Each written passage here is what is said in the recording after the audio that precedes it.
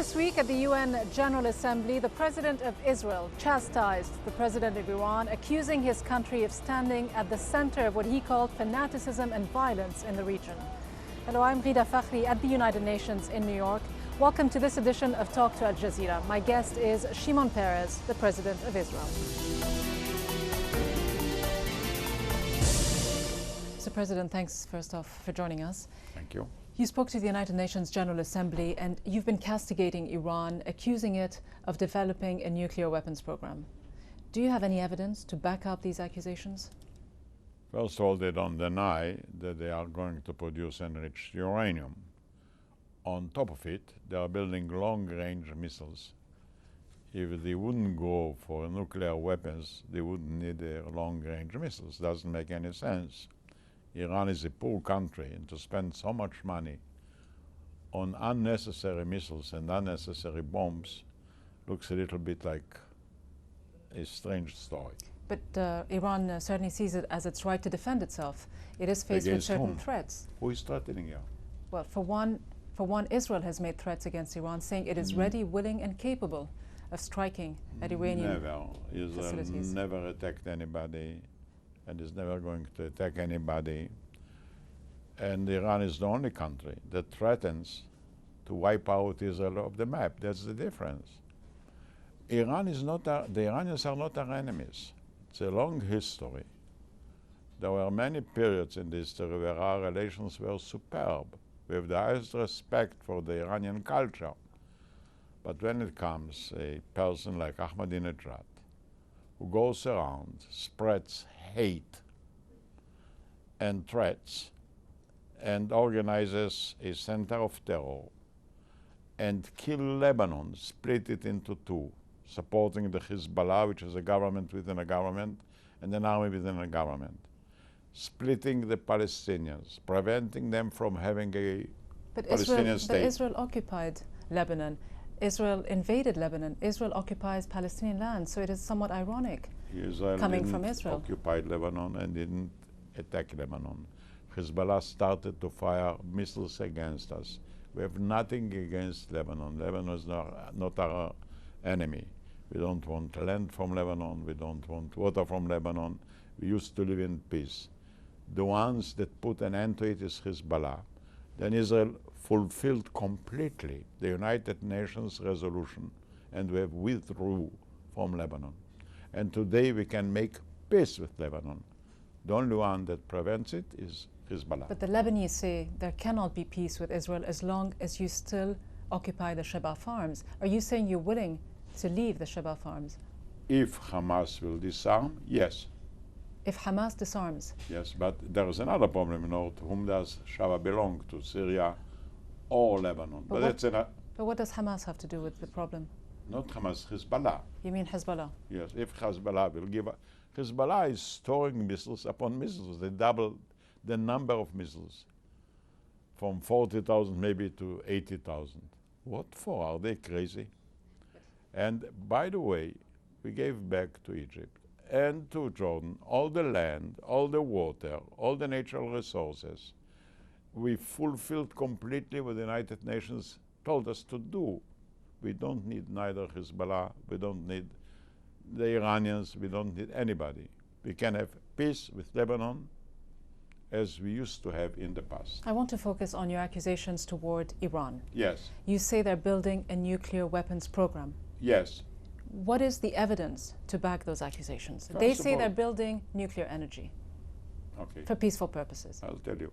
First of all, they don't deny they are building, they are trying to achieve enriched uranium. Then the head of the United Nations organization in Geneva, who is an Egyptian person, said he cannot say clearly that Iran does not build a nuclear weapon.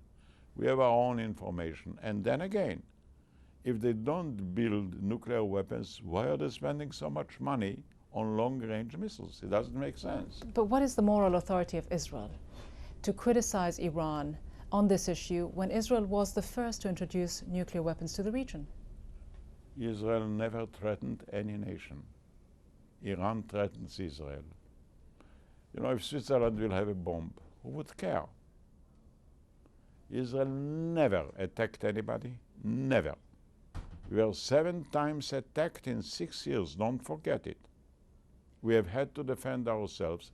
By the way, Israel never said that we are going to introduce nuclear weapons.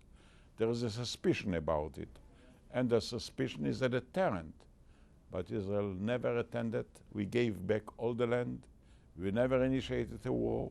There is we a don't suspicion. consider the Arabs our enemies. Mr. President, there is a suspicion, as you say. Are you willing to clarify this suspicion? Does Israel have or not have nuclear weapons? Why should we clarify it? If the suspicion prevents them from attacking us, okay, it's enough. If you can, by suspicion, defend your land, it's much better. But it's a simple question. Do you or don't you have nuclear weapons? I said Israel has said clearly that we are not going to introduce nuclear weapons in the Middle East. And you know, Amr Musa... Are you saying you do not have nuclear weapons? I answered it. We are not going to introduce it.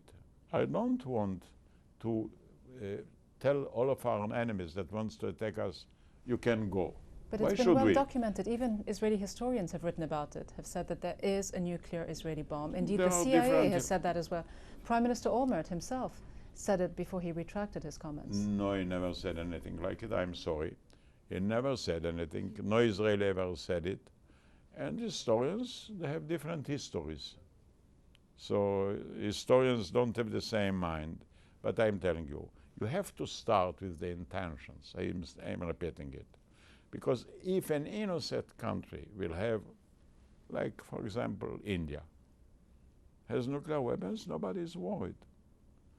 But when you have a man who is totally irresponsible, who goes around and spread threats and hatred and superiority and arrogance, who tells the Arab world, not only us, that he wants to control the whole Middle East religiously. You know, the Arab world is split about him, not only us. He never said he wants to control the whole world. He did not attack any other country. No, he says he wants to have that the Muslim religion of his kind will control the Middle East. Otherwise, why does he support Hezbollah? Why does he support Hamas? What does he want to do? But we're talking about the nuclear issue, though, Mr. President. The Is this nuclear policy of issue. ambiguity that Israel pursues okay for Israel, Look, but not okay for Iran? Bombs don't fly like angels. It's the people who make them fly. And here has a man that I do not believe there are many serious people that will trust a word of him. His appearance is a shame. You know, he renewed the protocols of the elders of Zion. He tells story that doesn't make sense. He tells there wasn't a Holocaust. Who is he? He's an historian. And he says the Jews have to go back from the places they came. He has to start with Moses. You know, Moses came from Egypt. I mean, all this is a total nonsense. Even, you know, you cannot argue logically with a person who is not logical. But this isn't just about President Ahmadinejad. This is about an entire nation No, feeling that it is entitled to developing nuclear energy for peaceful We have purposes. nothing against the Iranian nation. With the Palestinians, we are negotiating. With Egypt, we have peace. With Jordan, we have peace. We are telling the Arab world, you want to negotiate? Please. We are telling the Syrians, you want to negotiate? Please. We tell Lebanon, we want peace, let's make it. How can you compare it? Yet Israel has also made the claim that it is ready, willing, and capable to strike militarily at so-called Iranian nuclear facilities. Is this a way to bring peace to the region? Israel never said it. There were Israelis who said it. It's not a position of the government of Israel. We have never threatened anybody. And if they will stop threatening, we have nothing against Iran. If Iran will stop being the center of terror in the Middle East, they train, they finance terrorism all over the places. They have a hand, a direct hand, in terroristic actions. For example, they are accused by the Argentinian authorities that they have bombed the Jewish center in Argentina. The Iranians, don't forget it. So what sort of an innocence is that? But there are also many accusations leveled against Israel. About what? about different attacks, invasions of other We countries. never invaded anybody, my lady. An ongoing occupation No, of please. Palestinian lands. We never invaded anybody. There was a United Nations resolution about partition. We accepted it. Unfortunately, the Arabs rejected it and started a war. We were attacked. We never attacked anybody. June of 2006. June, because the Hezbollah was firing missiles against an innocent civilian town in Israel. But That's you did all. enter Lebanese territory, did you not? We entered in order to stop it. What do you want us to do? To accept the missiles and send flowers? On Iran, are you saying that the military option should be off the table, that it is not in the interest of Israel or the region I to think strike there are other militarily? means, not military means, to stop Iran from doing it. I do not believe the Iranians are so happy with Ahmadinejad. I know that a great deal of the Palestinians and a great deal of the Arabs feel it's a terrible shame about him. The rest of the world, he doesn't listen to anybody. He goes around and tells stories and builds bombs and builds missiles.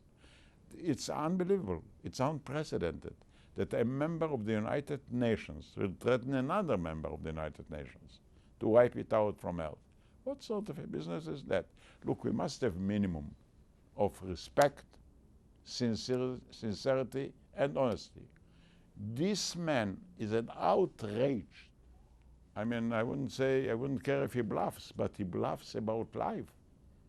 Who threatens Iran? But do you take his threats literally when he says he's going to wipe Israel off the map? Are these literal threats? I think you can't trust him. I don't think that his judgment is balanced. I don't think his word is worth a penny. If he is ready to terrorize, he is ready to lie as well. So since I don't like his terror, I don't like his stories either. Join us again after the break when we continue our discussion with Shimon Peres, the President of Israel.